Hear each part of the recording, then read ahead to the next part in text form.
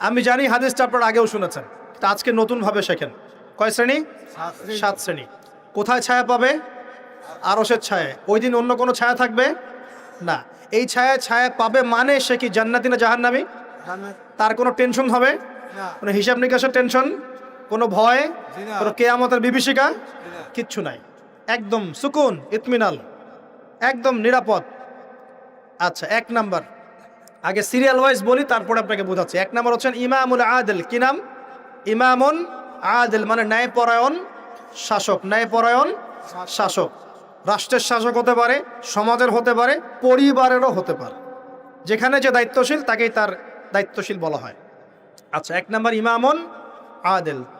2 number ওয়াশাবুন, এই যে তুমি যুবক, ওয়াশাবুন যুবক, নাশআ ফি ইবাদাতিল্লাহি তাআলা, যে আল্লাহ পাকের ইবাদতে তার যৌবন বিলিয়ে দিয়েছে। কে সেটা, যুবক না বৃদ্ধ? কি করেছে? আল্লাহর ইবাদতে জীবন যৌবনটাকে বিলিয়ে দিয়েছে। বিলিয়ে দেওয়ার মানে কি? বিলিয়ে দেওয়া মানে কি পার্ট টাইম মুসলিম হওয়া না ফুল টাইম মুসলিম হওয়া? ফুল টাইম মুসলিম। আচ্ছা, সে কি কোরআন হাদিসের অংশ মানবে না পুরোটা মানবে? আলহামদুলিল্লাহ। 3 নাম্বার রজুলুন, এমন ব্যক্তি, কলবুহু, যার কলব মানে কি? অন্তর, মুআল্লাকুন ফিল মসজিদ, মসজিদের সাথে অন্তর কি থাকে? ঝুলে থাকে। এটা কি সত্যি সত্যি কলিজা ঝুলে থাকে না টান? কি বোঝানো হচ্ছে? মসজিদের সাথে কি টান? ওই যে মোবাইল ফোনের সাথে যেমন হয়েছে আর কি, এখন ওইটাই হয়েছে না মোবাইলের সাথে।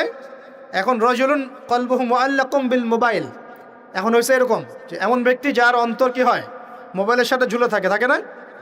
সবার, আমার সহ সবার ফোন সার্চ করলে দেখা যাবে যে আমরা লাস্ট হয়তো 1 ঘন্টা 2 ঘন্টা আগে লাস্ট টাইম আমরা হোয়াটসঅ্যাপ চেক করেছি, ফেসবুক চেক করেছি, আমরা ইউটিউব চেক করেছি।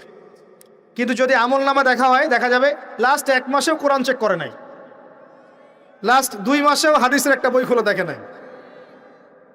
আল্লাহ পাক আমাদেরকে বোঝার তৌফিক দান করুন, এইরকম খারাপ বদভ্যাস থেকে বেরিয়ে আসার তৌফিক দান করুন। এখানে 3 নাম্বার, সেই ব্যক্তি যার কলব কোথায় ঝুলে থাকে?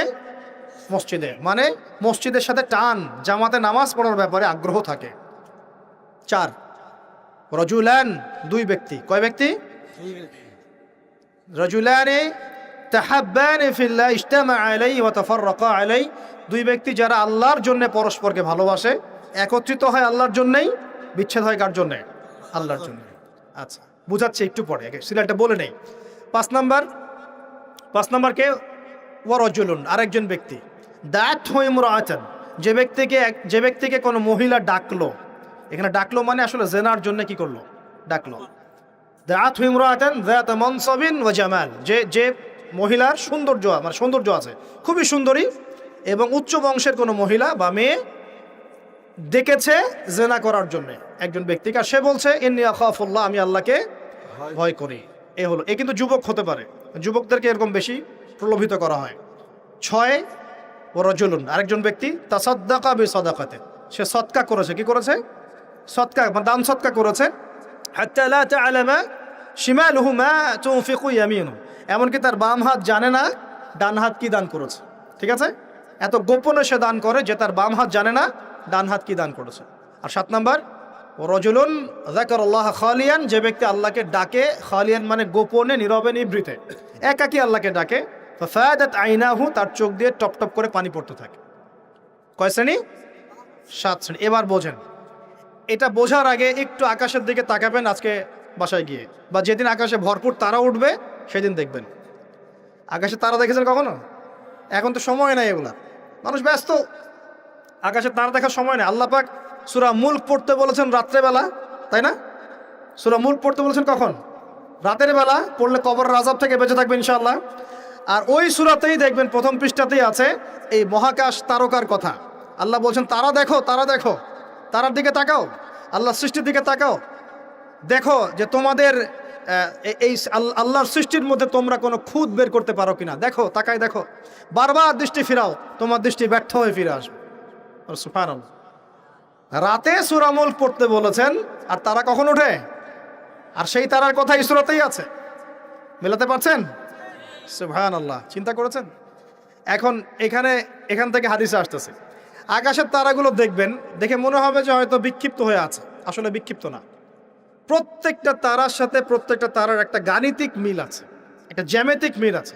তোমরা কি জ্যামিতি পড়ছো না? ত্রিকোণমিতি, পরিমিতি এগুলো পড়ছো না? দেখবা তারা থেকে তারা তুমি চমৎকার কিছু শেপ এবং ম্যাথামেটিক্যাল ফাংশন বের করতে পারবে। দূরত্ব, ডিস্টেন্স, এক তারা থেকে এক তারার ডিস্টেন্স, ওই থেকে আরেকটা ডিস্টেন্স, আরেকটা থেকে আরেকটা ডিস্টেন্স, একটা সেম পাবা, সমান পাবা, চোখ দিয়ে দেখতে পারবা। তুমি ছোট পরিসরও দেখতে পারবা যে তারাগুলোর মধ্যে একটা গাণিতিক মিল আছে। আর চোখটাকে যদি বড় করো, আকাশটাকে আরো বড় করো, দেখবা বড় পরিসরেও দেখতে পারবা। ঠিক যেমন কোরআনের সূরাগুলো এবং হাদিসগুলোকে যদি এবং কোরআনের সূরাগুলোকে, আয়াতগুলোকে যদি এভাবে তারার মতো করে মেলানো যায়, একটার সাথে আরেকটা, হেদায়েত খুঁজে পাওয়া যায়। কি পাওয়া যায়? ঠিক একইভাবে হাদিসগুলোকে যদি একটার সাথে একটা মেলানো হয়, তখন একটা সুন্দর হেদায়েত বের হয়ে আসে। একটা এক্সাম্পল দিলে বুঝতে পারবা। ইসলাম, আল্লাহ পাক বলছেন সূরা মাইদার 3 নম্বর আয়াতে ইসলামকে পরিপূর্ণ করেছে। কি করেছি? ইসলামকে পরিপূর্ণ করেছে। আবার আল্লাহ পাক বলছেন সূরা আলে ইমরানে গিয়ে, এই পরিপূর্ণ দিন বাদ দিয়ে কি তোমরা অন্য কোনো দিন তালাশ করছো? আবার আল্লাহ পাক সূরা আলে ইমরানের শুরুর দিকে নিয়ে গিয়ে বলছেন এই পরিপূর্ণ দিনই আল্লাহর কাছে একমাত্র দিন। মানে একটার সাথে একটা মেলাবেন, আপনি ডটগুলো মেলালেই আপনি একটা রেজাল্ট পাবেন আর কি, যে কোনো মাসালায়, যে কোনো বিষয়। এখন আসেন এই হাদিসটার দিকে ফোকাস করেন, যেটা বললাম। এখানে যে সিরিয়ালটা বলা হয়েছে 7 সিরিয়ালের মধ্যে তারার মতো করে আপনাকে একটা মিল সেতু বন্ধন বের করতে হবে। প্রথমে কার কথা বলা হয়েছে? ন্যায়পরায়ণ শাসক। এই ন্যায়পরায়ণ শাসকটাকে আপনি প্রথমে না বুঝে পরে বোঝেন। 2 নম্বরে কার কথা বলা হয়েছে? সেই ব্যক্তি যে তার যৌবন আল্লাহর পথে দিয়েছে, এটাকে আপনি পরে বোঝেন। প্রথমে তুলে নিয়ে আসবেন 3 নম্বরটাকে। কয়টাকে? প্রথমে তুলে নিয়ে আসবেন কোন নম্বরটা? 3 নম্বর। প্রথমে হচ্ছে রাজুলুন কলবুহু মুআল্লাকুম বিল মসজিদ, এমন ব্যক্তি যার হৃদয়ে মসজিদের সাথে ঝুলন্ত থাকে। মানুষের নামাজ ফরজ হয় কত বছর বয়সে? হ্যাঁ, 10 বছর। আচ্ছা, 7 বছর বয়সে তোমরা ছেলেদেরকে নামাজের প্রশিক্ষণ দাও, আর 10 বছর হয়ে গেলে নামাজ না পড়লে পিটাও। তাহলে 10 বছর থেকে নামাজ মোটামুটি ফরজ, ঠিক আছে? তাহলে মানুষ কি আগে শাসক হয় না আগে মুসল্লি হয়? আগে কি হয়? মানুষ আগে মুসল্লি হবে না আগে শাসক? আচ্ছা, তার মানে প্রথমে আমাদেরকে হেদায়েত দিতে হবে, আমাদের সবাইকে 5 ওয়াক্ত নামাজ আগে ঠিক করে পড়তে হবে। ঠিক আছে কথা? রজুলুন, আমার আপনার অন্তর থাকবে মসজিদের সাথে ঝুলন্ত, মানে আপনি নামাজের ব্যাপারে খুব পাবন্দ হবেন, ইবাদতগুলো আগে ঠিক করবেন। নামাজের পর আরও ইবাদত আছে না? জিকির, আজগার, তাসবিহ, তাহলিল, জ্ঞান অর্জন, হ্যাঁ, আপনার নফল নামাজ, সুন্নত, মোস্তাহাব, অনেক আমল আছে না? এই আমলগুলো হলো আগে। এরপর এই আমলগুলো করার সবচেয়ে সেরা সময় কোনটা? কিশোর বয়স, যৌবনকাল না বার্ধক্য? এই আমলগুলো করার সবচেয়ে উত্তম টাইম কোনটা? কখন সবচেয়ে বেশি শক্তি থাকে, সামর্থ্য থাকে, এনথুজিয়াজম থাকে? কখন, কোন সময়? এবার আপনি 2 নম্বরটা নেবেন, ওই ব্যক্তি যে তার যৌবন আল্লাহর পথে বিলিয়ে দিয়েছে। বুঝতে পারছেন? এবার ধরতে পারছেন? এখন ইবাদত করার সবচেয়ে সেরা মৌসুম কোনটা? যৌবনকাল।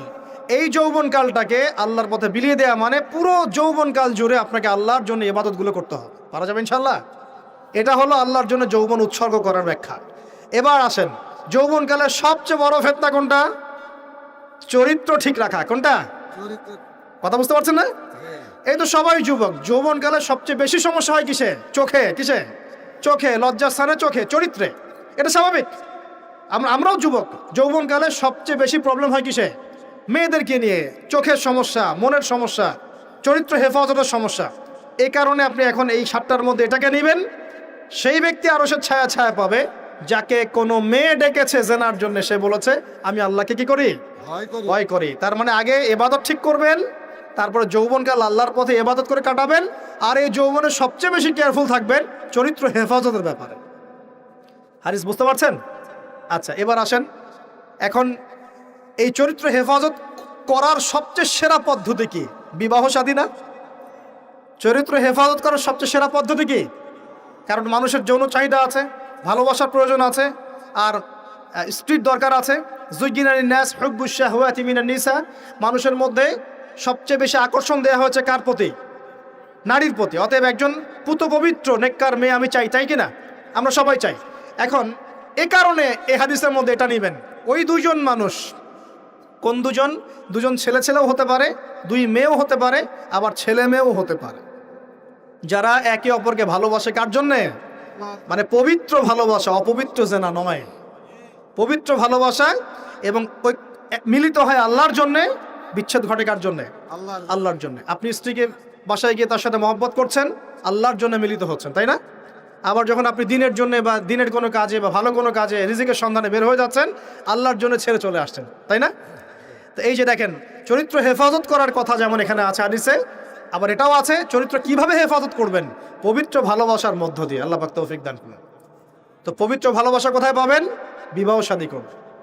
এরপর কি লাগে? এরপর লাগে আমাদের অর্থনীতি। কি লাগে? অর্থনীতি লাগে না? এখানে আছে অর্থনীতির বিষয় শোনেন। রজুলুন তাসাদ্দাকা বিসাদাকাতিন, এক ব্যক্তি সদকা করেছে, এত গোপনে যে বাম হাত জানে না ডান হাত কি সদকা করেছে। এখানে অর্থনীতির বিষয় নাই। ইসলামিক অর্থনীতির মূল বিষয় হচ্ছে দান, সাদাকা, যাকাত, ব্যবসা, এগুলা। ইসলামিক অর্থনীতির মূল কি? দান, সাদাকা, বিজনেস, ব্যবসা এবং যাকাত। আরও কিছু বিষয় আছে কিন্তু এগুলো মৌলিক। এর বিপরীতে বর্তমান বিশ্বজুড়ে চলমান হারাম অর্থনীতির মূল ভিত্তি হচ্ছে সুদ বা রিবা। সুদ বা রিবা। কোনটা হালাল কোনটা হারাম? সুদ হালাল নাকি ইসলামিক বিষয়গুলো হালাল? তো এখানে এই হাদিসের মধ্যে আপনি অর্থনীতি পেয়েছেন না? তার মানে পরিবার গঠন করার পরে আপনাকে হালাল অর্থনীতির মধ্যে থাকতে হবে, এবং দান সদকা হচ্ছে ইসলামিক অর্থনীতির একটা বেস। এই অংশটুকু আমি শেষে আরেকবার অল্প করে ব্যাখ্যা করবো, আগে শেষ করে দিই।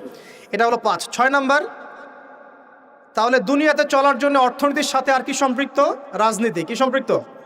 রাজনীতি। এই কারণে এখানে বলা হচ্ছে ইমামুন আদেল, ন্যায়পরায়ণ শাসক। যদি ন্যায়পরায়ণ শাসক চলে আসে, তাহলে একটা পুরো দেশ সমাজ এক আল্লাহর বিধান অনুযায়ী চলবে না? সবাই ভালো থাকবে না? সবার জীবনযাত্রার মান নিশ্চিত হবে না? জুলুমের ভিত্তিগুলো উপরে যাবে না? এবং সবাই দুনিয়াতেও সফল, পরকালেও সফল হবে কি না? এই কারণে বলা হচ্ছে ন্যায়পরায়ণ শাসক, আরও সে ছায়া ছায়া পাবে। আর এই সবগুলো কাজ করার পরে মানুষ এমন একটা লেভেলে যাবে যে আল্লাহর মারেফত সরাসরি পেয়ে যাবে ইনশাআল্লাহ। তখন গোপনে গিয়ে যখন আল্লাহকে ডাকবে, আল্লাহর কাছে তওবা ইস্তেগফার করবে, দোয়া করবে, চোখ দিয়ে টপ টপ করে পানি পড়া শুরু করবে। আল্লাহর সাথে ওই সম্পর্ক তৈরি করা গেলে সর্বশেষ সর্বোচ্চ অবস্থা হচ্ছে আল্লাহর মারেফত পাওয়া, আল্লাহকে পেয়ে যাওয়া। আল্লাহকে ডাকলেই চোখ দিয়ে পানি বের হবে। এখন ডাকলে পানি বের হচ্ছে না, কিন্তু এই ধাপগুলো অতিক্রম করে ডাকেন, দেখবেন ইনশাআল্লাহ চোখ দিয়ে পানি ঝরছে। অতএব এই হাদিসের মধ্যে যে 7টা বিষয় আছে, এগুলোকে একটু আকাশের তারার মতো করে মেলাতে হবে, তারপরে আপনি একটা ধারাবাহিক হেদায়েত পাবেন ইনশাআল্লাহ তাআলা। এবার শেষ করার আগে আমি ওই অংশটুকু নিয়ে দুটো কথা বলে শেষ করছি। একটু মনোযোগ দেবেন এই জায়গাটা। এখানে আপনাদেরকে ক্ষুধা দিব, পিপাসা দিয়ে দিব, মিটাবো না আজকে। আমাদের একটা পরিসংখ্যান বলছে, একটু মনোযোগ দেন। আমাদের একটা পরিসংখ্যান বলছে আমাদের সমাজে দরিদ্র মানুষের সংখ্যা কতজন ছিল আপনাদের কি জানেন? কত পার্সেন্ট ছিল জানা আছে? কমপক্ষে 40%। কত পার্সেন্ট? 40% বোঝেন? প্রতি 100 জনে 40 জন। তার মানে প্রতি 50 জনে, প্রতি 50 জনে, প্রতি 25 জনে বলেন 10 জন। কি তোমরা স্কুল কলেজে পড়ো নাই? প্রতি 25 জনে কয়জন? 10 জন। আচ্ছা, আরো কমালে 12, 12.5 জনে 5 জন। ঠিক আছে? আচ্ছা, এখন কত সাল চলছে? 23। মাঝখানে করোনা চলে গেছে, আর অনেক ঝামেলা চলে গেছে। তারপরেও আলহামদুলিল্লাহ 2023 সালে আজকে রিপোর্ট দেখেছি যে দারিদ্র্যের হার হচ্ছে মোটামুটিভাবে 20 to 21%, 20 থেকে 21%। তার মানে কমেছে না? আচ্ছা, অবস্থা তাহলে ভালো না খারাপ? আগের চেয়ে ভালো না খারাপ? আচ্ছা, ভালো। এখন 20% মানে কি? 20% মানে প্রতি 5 জনে একজন, প্রতি 5 জনে একজন, প্রতি 5 জনে মানে আমাদের প্রতি 5 জন মানুষের মধ্যে একজন মানুষ আমাদের মতো সচ্ছল না। 4 জন যেমন সচ্ছল, 5 নম্বর ব্যক্তি ততটা সচ্ছল না যেমনটা 4 নম্বর ব্যক্তি সচ্ছল। এখন কিভাবে ইসলাম এই অর্থনৈতিক সিস্টেমটাকে সাম্যের দিকে নিয়ে আসে? ওই যে বললাম রজুলুন তাসাদ্দাকা বিসাদাকাতিন, এমন ব্যক্তি যে দান করে, বাম হাত জানে না ডান হাত কি দান করেছে। আমি এটা বোঝানোর জন্য আপনাকে একটা মাসের কথা বলবো। রমজান মাস নাম তো শুনেছি। আচ্ছা, রমজান মাসে কিন্তু আমরা মোটামুটি 100% ইসলাম ফলো করার চেষ্টা করি। অন্য কোনো মাসে করি না করি, এই মাসে করি। আর আল্লাহ পাক চাচ্ছেন আমরা যেন রমজানের শিক্ষাটাকে সারা বছর ধরে রাখি, এটা আল্লাহ চাচ্ছেন। কিন্তু আমরা কি করি? রমজানের শিক্ষাটাকে রমজানে রাখি, শাওয়ালের চাঁদ উঠলে আমরা এই শিক্ষাটা অনেকেই ভুলে যাই। ইল্লা কলিলাম মিন্না, আমাদের মধ্যে অল্প কিছু মানুষ বাদ দিয়ে। রমজান মাসে কিন্তু এই হারটা এই হারই থাকে। এবারে ভালো একটু মনোযোগ দেন, পরে বুঝতে পারবেন না। রমজান মাসের দিকে ফোকাস করেন। এই মাসেও তো পরিসংখ্যান এমনই থাকে নাকি চেঞ্জ হয়ে যায়? এমনই থাকে। এখন তাহলে আমরা এই মাসে কিভাবে চলি আপনাকে বোঝাচ্ছি। আমরা কি করি? ইফতার যখন আমরা করি না, ইফতার করি না, আমরা ইফতার করি রমজান মাসে, জাকাত দিই, সদকা করি, বেশি বেশি দান করি না? আমরা রমজান মাসে আল্লাহর পথে অনেক দান করি না? প্রতিবেশীকে খাবার দেই না? মানুষের বাসায় ইফতার পৌঁছে দেই না? আসলে আমরা কি করি জানেন? আসলে আমরা ওই চারজন মিলে, ওই যে পঞ্চম ব্যক্তি যার অবস্থা চারজনের মতো না, ওর দায়িত্ব আমরা নিয়ে নেই। বলেন সুবহানাল্লাহ। রমজান মাসে আমরা কি করি? ওই চারজন মানুষ মিলে ওই পঞ্চম ভাই যে আমার মতো খেতে পারছে না, ওর দায়িত্ব কে নেয়? আমরা দায়িত্ব নিয়ে নিই, ওর ঘরে খাবার পৌঁছে দেই। এভাবে পুরো সমাজের মানুষ খাওয়া শুরু করে, কেউ না খেয়ে মারা যায় না। দেখবেন সবার বাসায় সেহরি খাবার, আপনার খাবার দিয়ে আসা হয়, ইফতার দিয়ে আসা হয়, আমরা দিই না? আস্তে আস্তে কমছে তো এটা, কিন্তু আমরা তো দিতাম নাকি না? এমনকি অমুসলিম ভাইরাও যদি থাকে ওদেরকেও ডেকে এসে আমরা কি বলি? বসেন ইফতার করেন, বলি না? আমরা কিন্তু অন্যের খাবারের দায়িত্ব নেই, কিন্তু সারা বছর এটা ধরে রাখি না। আচ্ছা, এবার আসেন, এখন মনে করেন আমি বলছি 5 জনে 1 জন। এখন মনে করেন আপনার পুরো সমাজে মানুষ 20 কোটি। কয় কোটি? 20 কোটি মানুষের মধ্যে পরিসংখ্যান কেমন হবে? 5 কোটি। তাহলে বলেন তো 5 কোটি মানুষকে এভাবে খাবার প্রোভাইড করাটা কি সহজ কাজ না কঠিন কাজ? সহজ না কঠিন? কঠিন কাজ। কিন্তু তাহলে এই যে 15 কোটি মানুষ আমরা যারা খাচ্ছি, তাদের তো খাবার আছে না বাজারে? আচ্ছা, এখন যখন রমজান মাসে বা অন্য কোনো সময় আমরা এই 5 কোটি মানুষকেও খাওয়ানোর চেষ্টা করব, তখন খাবার বেশি লাগবে না? লাগবে কি না? আচ্ছা, খাবার বেশি লাগবে। যখন খাবার বেশি লাগবে আর আমদানি যদি বন্ধ হয়ে যায় অথবা উৎপাদন যদি কম হয়, তাহলে এই খাবারের উপর চাপ বাড়বে কি না? বাড়বে কি না? আমি সহজ করে বোঝানোর চেষ্টা করছি, বুঝতে কি পারছেন? এই লিমিটেড খাবারের উপর চাপ বাড়বে কি না? বাড়বে। তাহলে চাপ বাড়লে দাম বাড়বে কি না? সলিউশন হচ্ছে এখন তাহলে আমাকে ওই পরিমাণ খাবার আমদানি করতে হবে অথবা উৎপাদন করতে হবে। এই তো দুটো অপশন। আর কোন অপশন আছে? আকাশ থেকে মান্না সালওয়া পড়বে? ওই মান্না সালওয়া পাওয়ার মতো ইমান আছে? মান্না সালওয়া পাওয়ার মতো কি আমরা পরেজগার হয়েছি? আচ্ছা, তাহলে আমদানি আসতে হবে, আর আমার দরকার হচ্ছে উৎপাদন বাড়ানো। আমরা আজকেও আমি পড়াশোনা করেছি, দেখলাম বিগত 5 থেকে 10 বছরের মধ্যে কৃষিভিত্তিক কৃষির প্রবৃদ্ধির যে হার, এটা একটু কমেছে। কি হচ্ছে? কমেছে। বেকারত্ব একটু বেড়েছে, রিজার্ভ কমেছে, এটা তো সবাই জানেন। রিজার্ভ কমেছে না? কমেছে। এলসি বন্ধ হয়েছে, এটা জানেন? কোনো কোনো ক্ষেত্রে, সবার ক্ষেত্রে না, কিছু কিছু ক্ষেত্রে বন্ধ হয়েছে। এমন হয়েছে যে অনেক অনেক জাহাজ বন্দরে ঘোরাফেরা করছে, ভিড়ে আছে, কিন্তু পণ্য খালাস করা সম্ভব হচ্ছে না, বিকজ ওদেরকে দেওয়ার মতো আমাদের কাছে ডলার নাই, যার কাছে যে আমদানি করেছে। এখন তাহলে অপশন ওই খাবারগুলো নামিয়ে ফেলা, যেগুলো ঘোরাফেরা করছে এগুলো নামিয়ে ফেলা, নামিয়ে মজুদ করে সবাইকে খাবারের ব্যবস্থা করা। নামাতে হলে আমার এখন টাকা লাগবে কি না? তাহলে ওই টাকাটা তো আমদানিকারকের কাছে নাই, তখন এই টাকাটা সে কোত্থেকে নেবে? তখন পণ্যের দামটা সে বাড়িয়ে দিবে, আপনার পকেট থেকে টাকা নিয়ে সে ওটা শোধ করে। তাহলে দাম বাড়বে কি না? বাড়বে। আরও আছে, যদি এখন আমি চিন্তা করি যে না, আমি বহির্বিশ্বের কাছে লোন নিব, বাইরের বিশ্বের কাছে বড় বড় যারা উন্নয়নশীল কান্ট্রি বা উন্নত, ওদের কাছ থেকে লোন টোন নিয়ে আমি এটা শোধ করব, ওরা কি বিনা সুদে লোন দিবে? ওই সুদটার হার কেমন হবে? হয়তো 20%, 25%, 10%, 12% এমন তো হবে। তো 10% সুদ মানে হচ্ছে, মনে করেন $1 সমান সমান, এখন যদি কথার কথা বলছি, যদি $1 সমান সমান 100 টাকা হয়, তখন হবে 112 টাকা। তখন কি হবে? তার মানে আপনার 12% বেতন কমে যাবে। বুঝতে পারছেন না মনে হয়? যদি আপনার বেতন হয় 100 টাকা, তখন বেতন হয়ে যাবে 90 টাকা। বুঝতে পারছেন? আপনার এটা কমে আসবে। এটাকে বলে মুদ্রাস্ফীতি। ডলারের বিরুদ্ধে এগেনস্টে টাকার মান পড়ে যাওয়াটাকে কি বলে?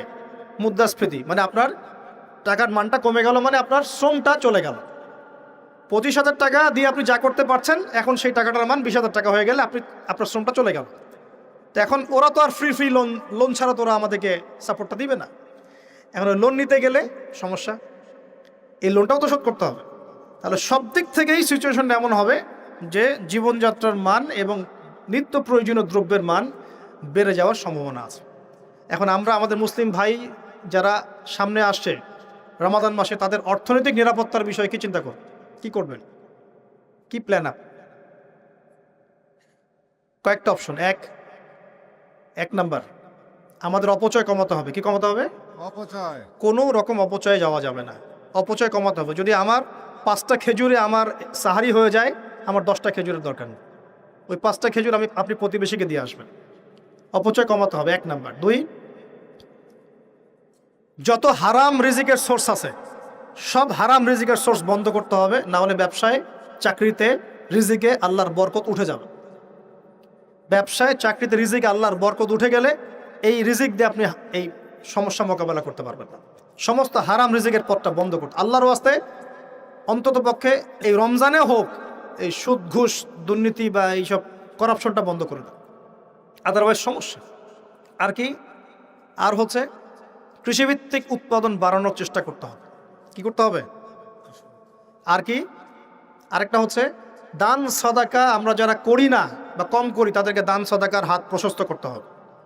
আরেকটা সবচেয়ে বড় অস্ত্র, সেটা হলো যার যার জাকাত ফরজ হয়ে গেছে অবশ্যই সঠিক খাতে জাকাত প্রদান করুন, অন্যথায় অর্থনীতি ঠিকঠাক টালমাটাল হয়ে যাবে। জাকাত প্রদান করুন। আর কি? আর হচ্ছে এটা বড়, এটা করার ক্ষমতা অবশ্য আমাদের নাই, এটা যাদের ক্ষমতা তারা বুঝবেন। সেটা যত কালো টাকা আছে সব টাকাকে সাদা করতে হবে। যত কালো টাকা আছে আর যত টাকা বের হয়ে গেছে পাচার, সবগুলোকে ফেরত নিয়ে এসে ইকোনমির মধ্যে ঢুকিয়ে দিতে হবে, তাহলে ব্যালেন্স হবে ইনশাআল্লাহ। আর এই এই বাইরে যাওয়া টাকার পরিমাণ কিন্তু 2-4 টাকা নয়, এটা বিলিয়ন টাকা। বিলিয়ন, বিলিয়ন কি বোঝেন? 100 কোটিতে 1 বিলিয়ন, এটা বিলিয়ন বিলিয়ন টাকা না, ডলার। সেগুলোকে যখন নিয়ে আসা হবে, যদি নিয়ে আসা পসিবল হয় তাহলে সাস্টেইনেবল ইকোনমিক সিস্টেম দাঁড়াবে, তাছাড়া দাঁড়াবে না। আর এই অবস্থা 1 বছরে ঠিক হবে না, 2 বছরও ঠিক হবে না, 3 বছরও ঠিক হবে না। কিন্তু যদি এই ইসলামিক পদ্ধতিগুলো অ্যাপ্লাই করা যায়, ইনশাআল্লাহ একদিন না একদিন এই অবস্থা আমাদের সমাজ কাটিয়ে উঠবে ইনশাআল্লাহ। আমি একটা কান্ট্রির এক্সাম্পল দিয়ে শেষ করছি। আজকে থেকে 40 বছর আগে বর্তমান বিশ্বের অন্যতম সুপার পাওয়ার, তার নাম চায়না। কি নাম? চায়না। এই চায়নাতে দরিদ্র মানুষের সংখ্যা ছিল প্রতি 100 জনে 60 থেকে 65 জন। চিন্তা করতে পারেন, 60 থেকে 65% মানুষ তারা 3 বেলা খাবার পেত না। এখন 40 বছর পর সেই চায়নাতে, আমি কিন্তু ওর রিপ্রেজেন্টেটিভ না, আমি তার ভালো অংশটুকু বলছি। আমি বলছি না ও সব কিছুই ভালো, সব কিছু ভালো না, আমি একটা পয়েন্ট বলছি। আর 40 বছর পরে ওর যে রাষ্ট্রীয় ব্যবস্থা বা যে ইকোনমিক সিস্টেম, এর আওতায় দারিদ্র সীমা নামতে এখন মনে হয় 2 থেকে 1% মানুষও ওদের দারিদ্র সীমার নিচে নাই। কোথায় 60% থেকে 8%? কিভাবে হয়েছে?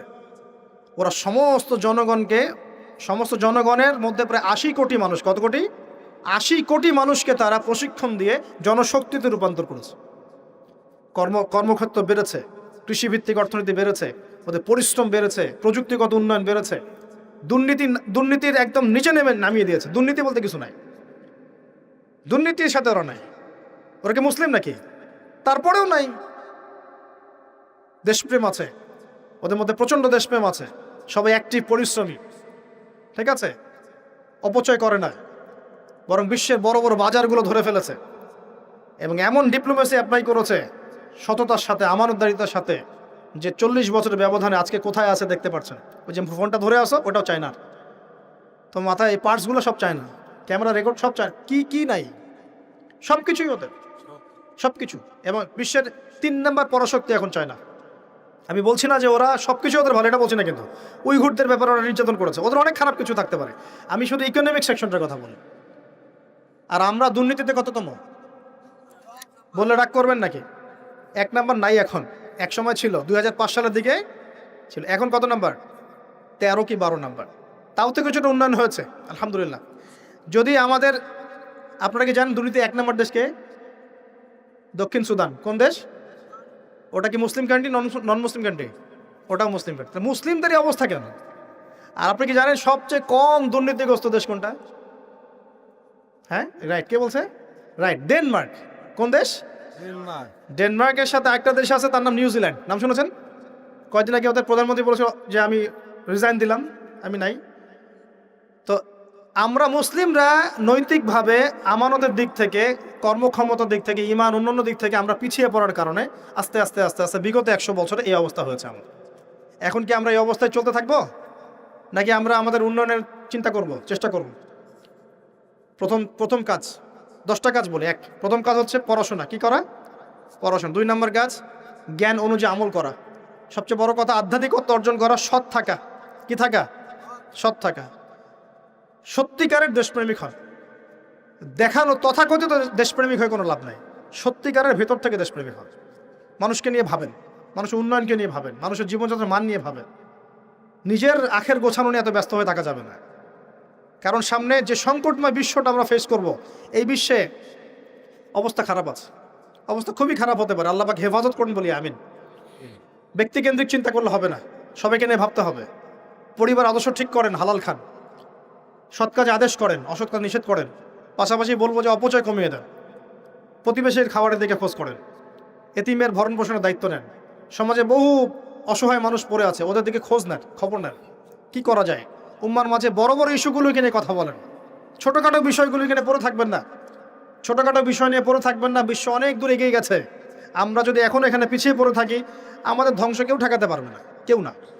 আল্লাহ রাব্বুল আলামিন আমাদের সবাইকে এই হাদিসটা বোঝার তৌফিক দান করুন, প্রকৃতপক্ষে ইমানদার হওয়ার তৌফিক দান করুন।